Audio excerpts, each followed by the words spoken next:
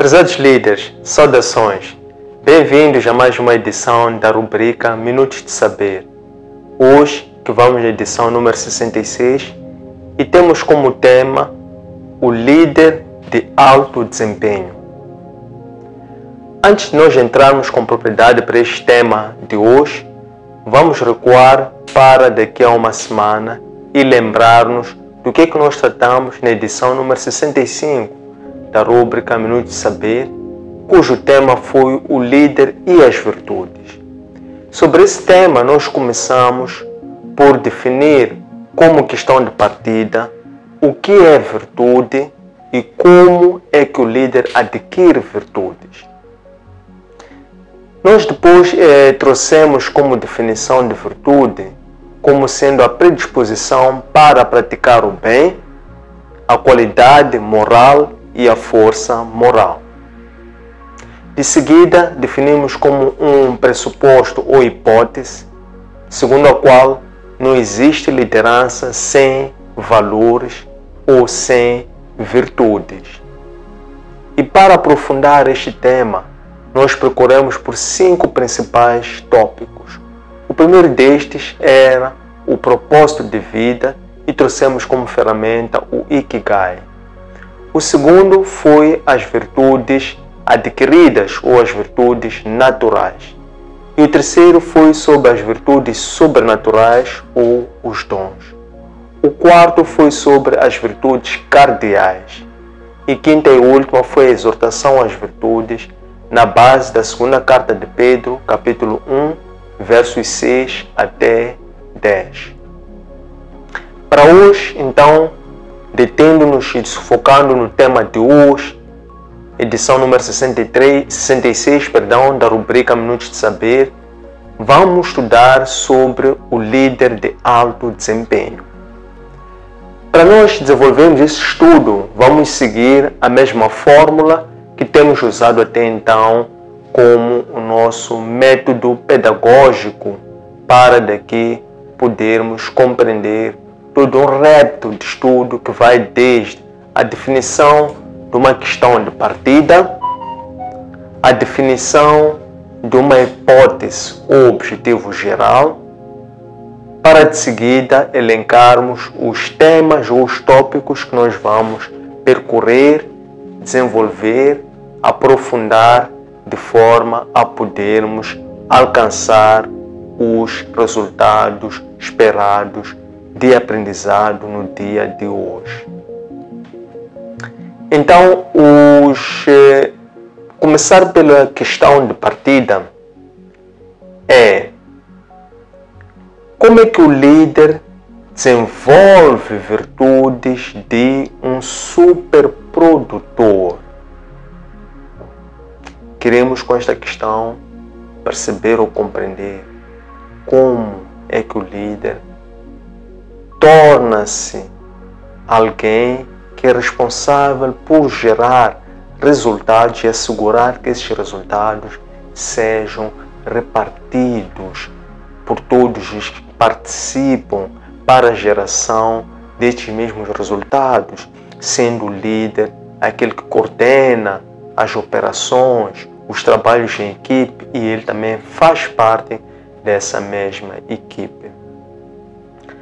A hipótese que nós vamos trazer para dar uma maior profundidade, induzindo ao estudo, é: o líder deve sempre trabalhar a sua disposição, bem como a sua automotivação, para que na base das rotinas ele possa desenvolver a consistência de forma a que ele possa sempre produzir a ritmos cada vez crescentes.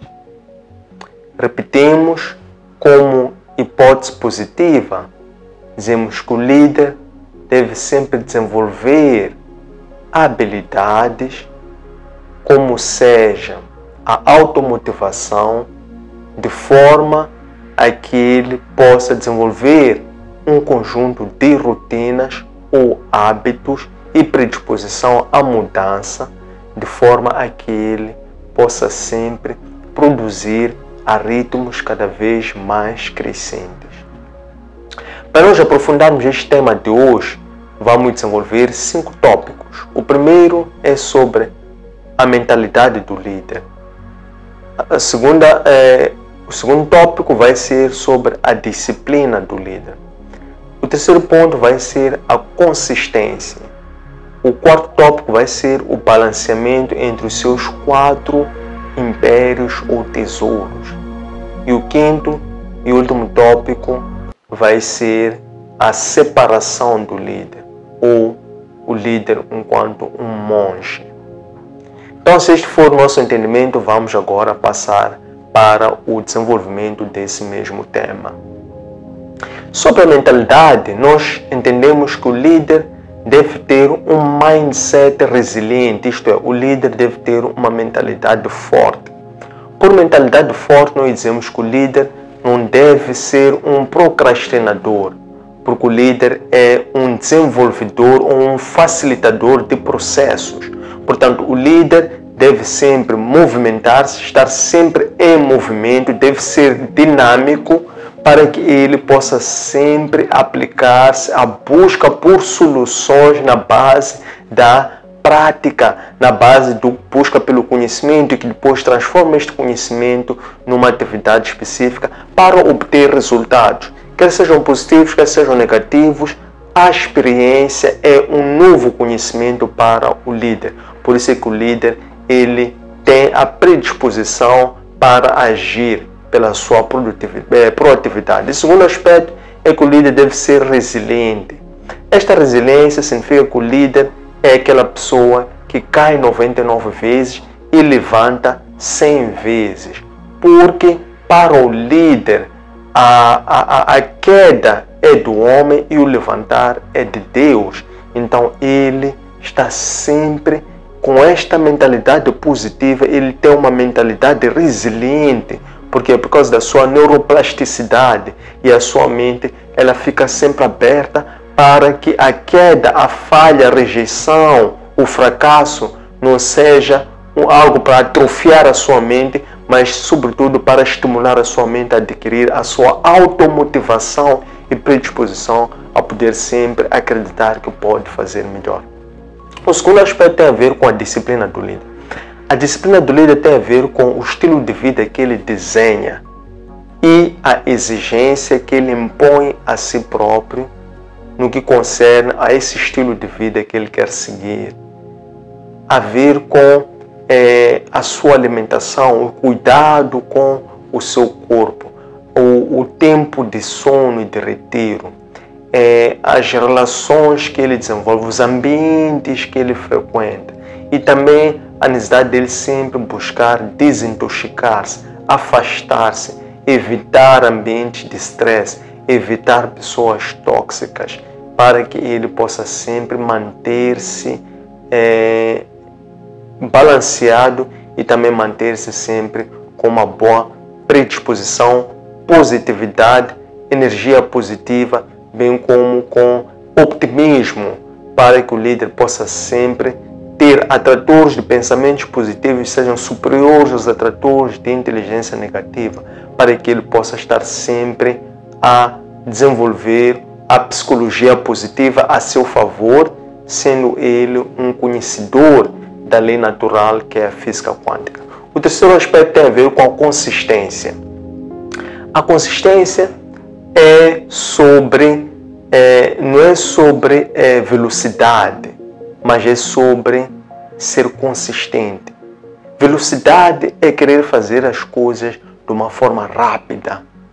Consistência é sobre fazer as coisas de uma forma contínua, com sustentabilidade, com regularidade, com frequência, com repetição, para instalar a rotina. Então, consistência é sobre o conjunto de rotinas ou hábitos que o líder instala. E aqui ele procura sempre instalar bons hábitos.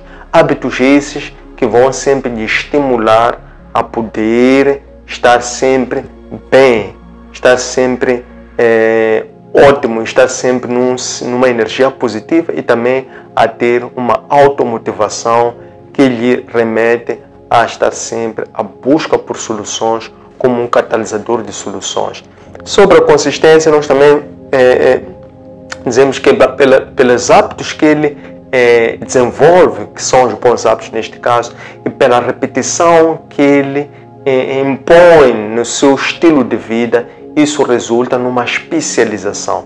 Então o líder, através da repetição, ele torna-se especialista naquilo que faz, para que isto possa o habilitar a ser um líder pelo reconhecimento dos resultados e validação dos outros, daquilo que ele faz e da utilidade da sua contribuição nas organizações. É assim que o líder é alguém que domina a gestão da mudança. Por quê?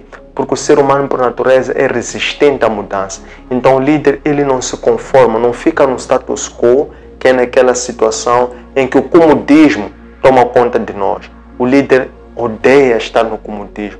O líder busca sempre rejeitar este status quo para ele aceitar o vale da morte, de forma que lá ele possa experimentar o stress. Porque quando ele experimenta o stress, então ele pode sempre ir para o limite das suas possibilidades de produção, e lá ele possa inovar continuamente. Quando ele inova, então ele adquire novo conhecimento, e na base desse novo conhecimento, então ele volta a crescer. E quando ele volta a crescer, ele busca continuamente manter-se naquela posição de optimização contínua. E quando ele volta ao estágio de comodismo, ele novamente volta a experimentar este ciclo de aprendizado. O quarto ponto tem a ver com o balanceamento dos 4 impérios. O líder, ele reconhece que ele tem que estar sempre bem mentalmente, tem que estar sempre bem emocionalmente, tem que estar sempre bem espiritualmente, tem que estar sempre bem fisicamente. Por quê? Porque um influencia o outro. Se o líder não estiver bem, ou físico, ou mental, ou emocional, ou espiritual, somente um desses estágios impérios é suficiente para sabotar os outros 3 impérios. Por isso é que ele busca sempre estar bem nos 4 níveis, para que ele obtenha este balanceamento. E este balanceamento que vai lhe colocar sempre num nível de produtividade muito alto. O quinto aspecto é o líder ser um separado. Nós queremos com isso propor dizer que o líder é um monge. Isto é, o líder, ele tem a consciência que ele é uma pessoa que foi escolhida para exercer aquela mesma atividade com um sentido de propósito para servir aqueles a quem ele lidera, para servir o mundo, para ir ao alcance daquela causa que é na verdade uma missão. Conquanto ele constantemente retira-se do mundo e ele somente faz ao mundo para ir cumprir as missões. Vamos trazer como exemplo o caso do profeta Elias. Vamos ver o itinerário da vida de Elias. Vamos observar que Elias é um monge, é um separado, é um ungido, é uma pessoa que vivia sempre afastada do mundo. Ele somente fazia o seu mundo para cumprir missões. E assim que ele cumprisse missões, voltava novamente a retirar-se. Por quê? Porque o profeta Elias, ele é natural de Tibe. Tibe é uma zona muito remota, uma zona eventualmente que não se sabe na geografia onde é que esta zona se localiza.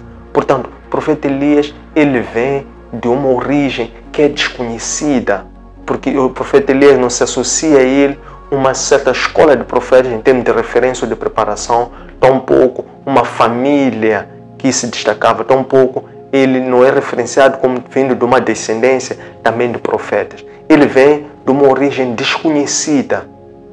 Então ele vem de Tibe. De Tibe ele é preparado em Tibe para apresentar-se também como uma pessoa diferente. Ele apresentava sempre vestido com pele de animais, com cintura de couraça, e alimentava-se de mel silvestre e também alimentava-se de alimentos naturais orgânicos. Então ele sai de Tibe, ele vai precisamente para ir ter com Acabe, para que ele fosse desafiar Acabe, amaldiçoando aquele altar idólatra que Acabe servia dia e noite através da idolatria. Então Acabe sai de o profeta Elias sai de Tibe, vai a Acabe, vai amaldiçoar o altar idólatra de Acabe, depois ele retira-se, vai a Querite, e lá em Querite ele é alimentado por corvos. E depois Deus volta a falar com ele para ele se retirar de Querite, ele vai para Sarepta, ele fica lá a ser alimentado por uma viúva pobre. Depois ele novamente é desafiado por o Senhor, dá-lhe uma nova missão, ele volta novamente para ir convidar Acabe a chamar ou convocar os seus falsos profetas para que fossem desafiar em Carmelo. E depois de Carmelo, ele cumpre esta missão novamente, volta a retirar-se e vai para o deserto. Porque no deserto, também nesta fase, era o local mais seguro para Elias. Tendo chegado a este ponto, vocês podem aprofundar o estudo sobre Elias no Antigo Testamento, nos livros 1 de Reis, do capítulo 17, até o livro 2 de Reis, no capítulo 2. Lá encontrarão maior desenvolvimento sobre a história do profeta Elias. Tendo chegado a este ponto, agradecemos a vossa presença, pontualidade e interesse. E deixem ficar o vosso gosto, o vosso like e sigam a nossa página e partilhem com a vossa vasta comunidade de colegas, familiares, amigos, vizinhos, para que a nossa comunidade possa crescer. Este conteúdo encontra nos nossos arquivos digitais, que podem encontrar nas nossas páginas de Facebook, de Instagram e de YouTube, Antônio Sende LDA, nosso aplicativo para plataformas Android, EloApp, e nosso webpage www.academiaservo.com. Espero que gostem, um abraço de luz e até breve.